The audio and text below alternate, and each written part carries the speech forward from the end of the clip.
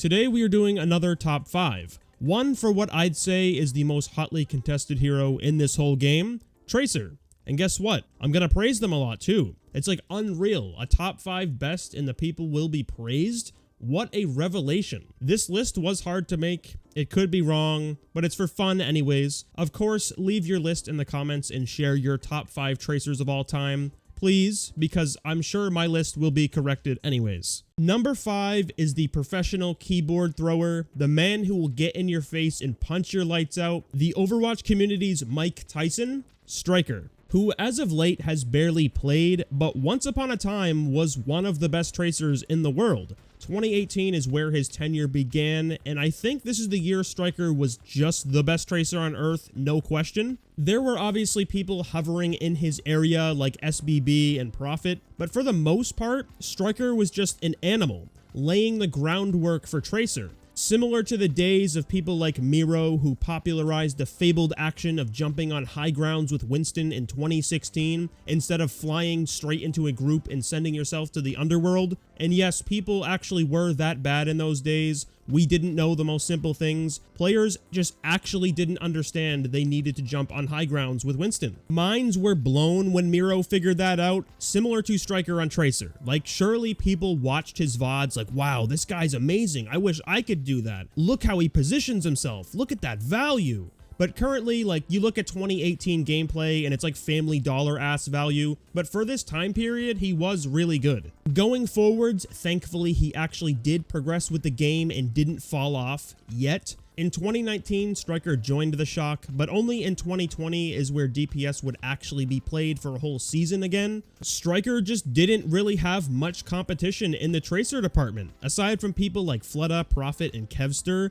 no one was really at the level Striker was. Striker Ons in 2020 was just a true powerhouse of a DPS line. Ash Tracer was their bread and butter, almost untouchable on it. And you throw in a Smurf Winston, then you got yourself the most hood certified dive duo. This guy's Tracer was just unfathomable at times, winning fights on his own, being a pivotal reason to why Shock was so successful that year. Everyone always loved to watch the Smurf Striker dive, but honestly, like, everyone was pivotal in 2020. That roster just didn't really have a weakness. Well, actually, you know, the whole Genji problem happened where we had Super playing it, but that's a completely different story. And of course, after 2020, Striker started to fall off a bit. People started to learn about his toxicity, that ready to fight at the drop of a hat mentality he had. 2021 was not a good time. In 2022, Striker did get signed towards the end of Shock's season. He was okay on Tracer, but compared to 2020 and prior, Striker wasn't very good anymore.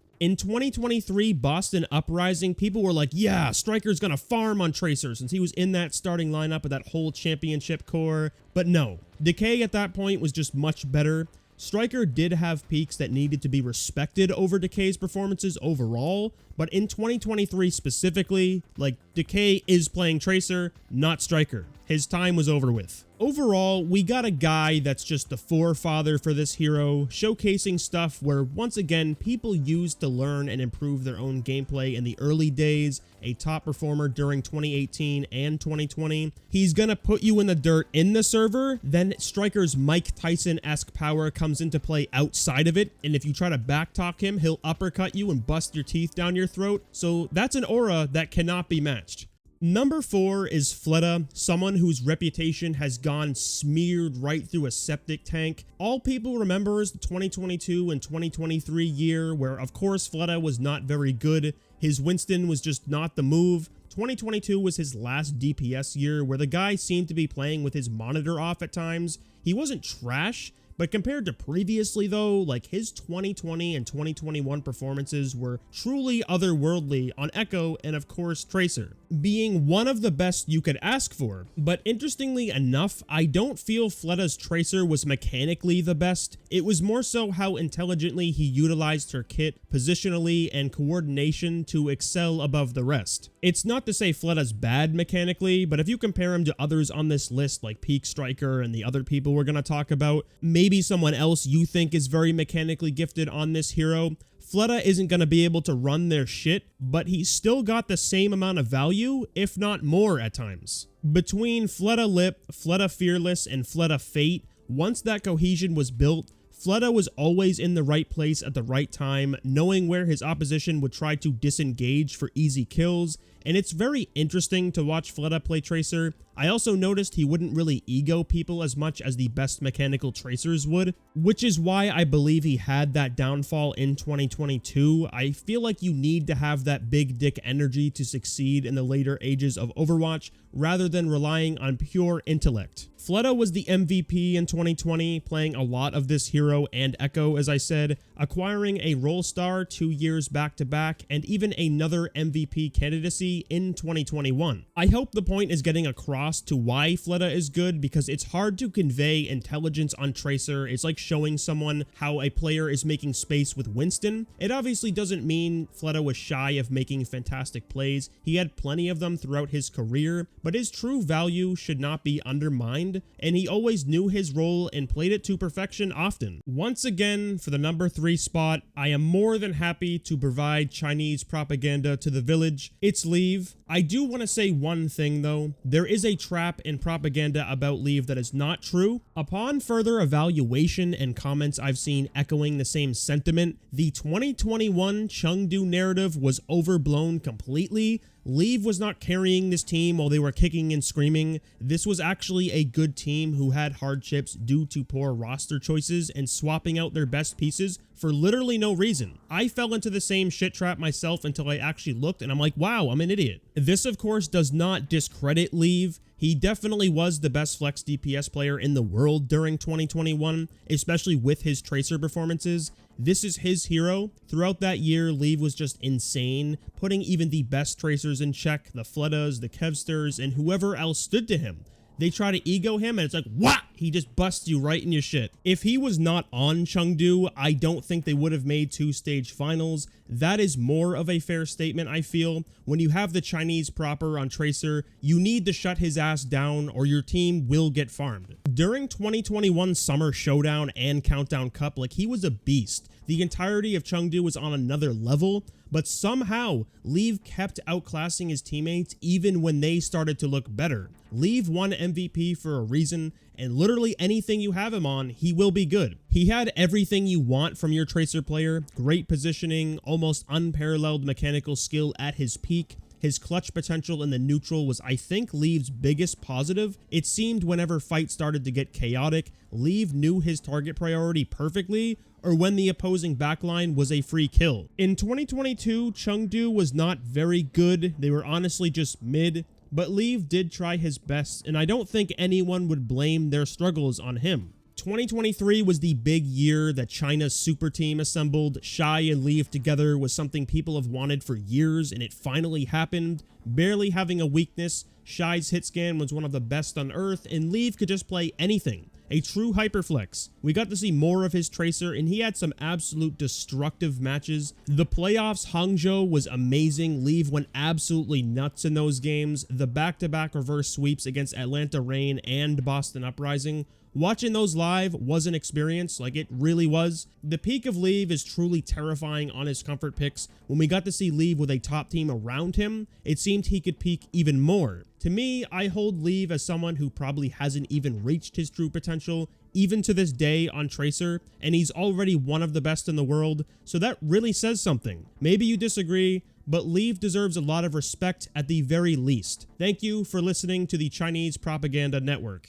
Number 2 is the only white boy on the list, Kevster, who I mentioned earlier when we talked about Striker, actually holding a candle to him in 2020. The thing I didn't say there is how Kevster was on ping for most of that season. The Europe COVID lockdowns were hitting heavy, so they couldn't really get his bitch ass out of there, but when he did come to the States, our eyes opened to the fact he's capable of a lot more than what we saw. Kevster's Tracer was a real difference maker for the Gladiators in both 2020 and 2021, where the team got even better. Kevster was in US full time, consistently farming people, and he was the best Tracer in North America during 2021, 100%. Personally, I felt like there was a gap between him and everyone else. It wasn't a giant one, but still a gap. Of course, like Pelican was really good, Sparkle was improving a lot, but they weren't at the same level as Kevster. This powerhouse fact was exacerbated more in 2022, where Gladiators were just the best team in the first half. Kevster and Shu were the two god tier players on this roster. The others were good, obviously. You're not winning 2 tournaments back to back with a shit team. Kevster's Tracer that year was on the same level as Proper, and surely everyone knows what Proper did to society in 2022, but if anyone held a candle to him, it was Kevster. Watching them have head-to-heads was great entertainment, and thankfully they shared a region, so it happened often. Year by year, he seemed to get better and better. You'd see he's one of the best in 2020 on ping. Then 2021, he improved more, it looks more refined, it doesn't have any weaknesses on Tracer. Then in 2022, it's even more refined, less mistakes, even more limitation understanding, and as the competition gets better and better, standing out this much is not easy. He must grind Tracer like 40 hours a day or something because it's genuinely crazy how this kid still improved while being top tier. 2023 was a wash for him. That Gladiators roster is something. It seemed they all gave up midway through the season after Dante was dropped. Losing to LA Valiant was probably the straw that broke the camel's back, but even Kevster could not save the sinking ship. I'm not sure what happened behind the scenes, but it must have been something horrible to make everyone give up like that. All in all, Kevster is one of the best Tracer players in Overwatch ever. White Proper has been a threat to this world ever since he was released from his European cage in 2020. For Tracer honorable mentions, there are so many. Proper in 2022 had one of the most eye-opening seasons of all goddamn time. His success was on a multitude of heroes, but his Tracer was unbelievable. Stalker in 2023 on Atlanta Reign was unexpected. He was one of the best Tracers that year, and for my money, he is the best Tracer in the world currently. We got like SBB from 2018. Even though I don't really hold the 9-to-5 worker Overwatch League year very highly, he was still good during that time. Soon is another great shout during his Valiant and Paris Eternal days. That guy was quite good. Shax, Dante, Decay, Zest, Alphae. There's so many to name. It just doesn't end. Tracer is so hotly contested, the list would go on for years. I know I forgot someone, and just because your favorite player was forgotten by me, it doesn't mean they're bad. Like, I haven't ascended to godhood, and my brain can't hold all the information. I can only try to remember what I can. The number 1 spot is old as ass. It's obviously Prophet, who some consider the GOAT of Overwatch, where I do agree he's in top 3 in that conversation between himself, Lip, and Violet. What I can say for certain, though, is how Prophet is the best Tracer of all time. If you're confused to why people call him the GOAT, well, what I'm about to say with his Tracer can be used for his entire career.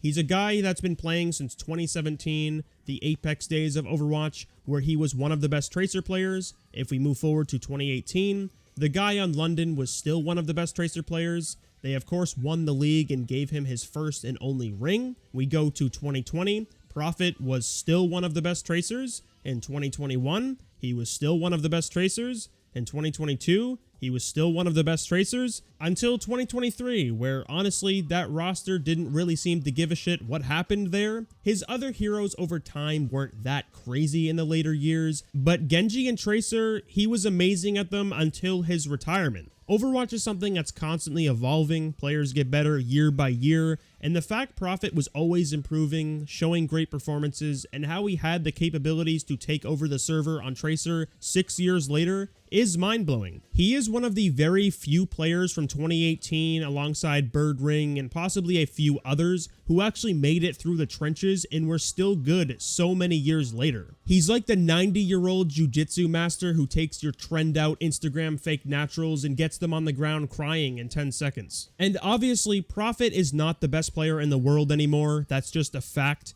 But his passion clearly gave him the ability to keep himself in the realm of competition alongside Leave, Kevster, Fleta, and whoever else was amazing at Tracer so many years later. Overwatch players typically get washed after about 2 to 3 years, and only the best can do it for longer. His tenure is what truly needs to be respected about him, and there's not really much else to say about Prophet. It's just straight up 2017 to 2023. Forget Big Boss Pine, he doesn't deserve that title anymore. It's Big Boss Prophet. So that's my top 5 list, and I'm sure some won't agree with it, so leave your correct list in the comments below. whoever you think is the best. I feel the choices I picked here were rational and agreeable enough, but what is that worth, right? Thank you for watching to the end. Be sure to subscribe if you haven't already, and also check out my other video on the best player on every role of all time. It's kind of obvious, but it's there if you want to watch it.